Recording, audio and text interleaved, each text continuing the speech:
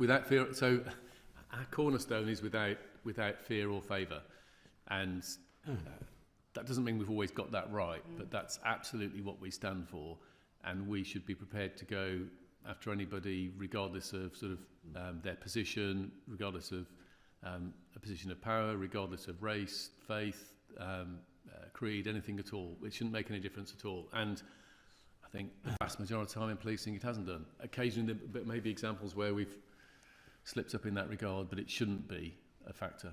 Okay. If the new year carries on from where the current year is finishing off, then 2024 is shaping up to be the year of karma, the year in which long-standing conspiracies fall apart. F1 and the FIA, who conspired to rob Lewis Hamilton 2 years ago, are now at each other's throats.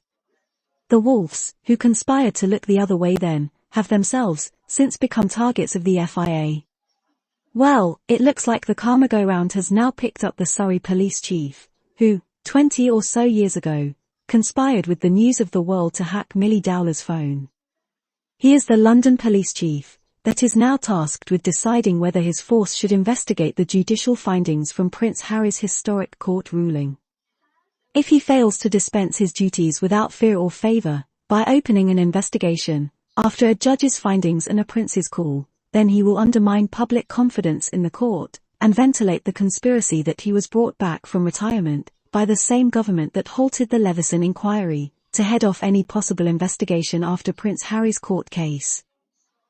Before delving further into Rowley's dilemma, we invite those of you who haven't yet done so, to like, subscribe and click the notification icon, to be notified when the next video is uploaded. The current London Metropolitan Police Commissioner, Mark Rowley, was the Surrey police chief who in 2002, headed the 5-year Milly Dowler investigation. During this time, Surrey police were aware that News of the World journalists were hacking Milly's phone, but did nothing about it. This is the same act that when it came to light, it was deemed so egregious as to force the closure of News of the World and the imprisonment of several of its executives, journalists, and investigators. Of course, back then, social media was in its infancy, and mainstream media held sway. One can only imagine how the media's sense of impunity would have been bolstered by Rowley's compliance. Is it karma that Rowley has returned to the fray, with a landscape dramatically different from that which had existed when he had cravenly placed the media above the law?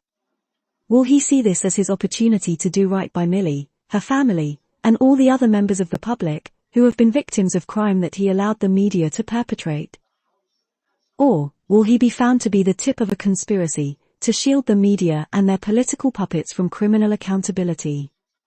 After all, he never faced any sanctions for conspiring with the News of the World journalists, who he knew were hacking Milly's phone. Critically, many of those suspected of involvement in phone hacking were shielded from the Leveson inquiry in 2011, because they were supposedly under criminal investigation by the police, but those investigations subsequently melted away once the inquiry was closed. Prince Harry's court case against the Mirror Group newspapers has since brought the Mirror's case back under judicial scrutiny, and other media outlets will follow suit. So, there will be many other opportunities to shed light on the police's shortcomings. 21 years on from Milly, and 11 years on from Leveson, the climate is very much different. Rowley is the head of a police force that is struggling with the lowest levels of public confidence and trust in the force's history. Prince Harry has demonstrated the type of commitment to truth and justice that puts Rowley and his police colleagues to shame.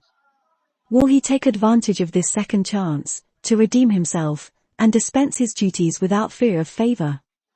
Or will he bow to the corrupt influence of the media and politicians? Should he choose the latter, then his legacy will be destroyed. He may have gotten away with it in the past, but things are very different now. If he does not open an investigation as a result of the judicial findings from Prince Harry's historic court ruling, and the prince publicly calling for one, then he will not only continue to undermine public confidence and trust in the police, but also in the courts. At the very minimum, he has a public duty to investigate the judge's findings, to see if those who failed to give evidence did so to conceal their involvement in a crime. If the judge's findings are not enough to prompt an investigation, then what is? Thank you very much, Chair. So, Mark, I am staggered by what you've just said, genuinely. That I'll tell you a label for the Metropolitan Police, and certainly its management, and this is the nice version, is incompetent, and that's the nice version of it. The idea that you've had a string of good people coming in who've been working hard, well, every single one of them has failed, because the situation that you find yourself in this organisation is a national disgrace. And without being open and saying that we are at a stage where this organisation is just not functioning, and